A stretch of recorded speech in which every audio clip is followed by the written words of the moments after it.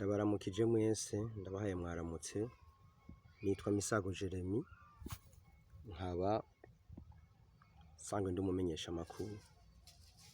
Jewe kuva kuwa gatandatu twari dufise urugendo rwo kuja mu Kayogoro tuvuye i Bujumbura, mugabo urwo rugendo hageze ko tugenda ntirwabaye rukiba.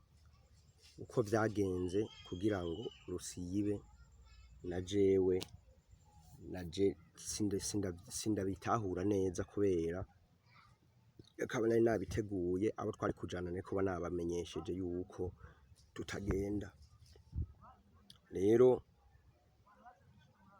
nasanze navuye i Bujumbura, rero nta kibazo na kimwe nagize. Sinashoboye kugura telefone kubera yari yazimye, sinashoboye kugura telefone ndayuguruye mu mwanya ca mbona ama message menshi, abantu barahangayitse cane ku bwanje, benshi baransengeye, abandi barahangayika ko noba nanyurujwe canke noba napfuye canke vyoba vyagenze ukundi, ariko nagomba ndabahumurize, ndakomeye, meze neza, nta kibazo na kimwe, ndakomeye, nta muntu n'umwe yanyuruje.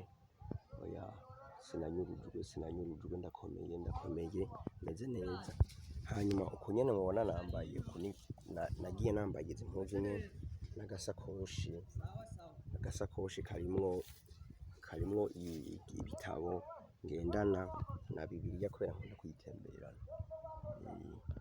Rero uko mubona, urabona ko nambaye impuzu ya siporo n'agakandambiri, urabona.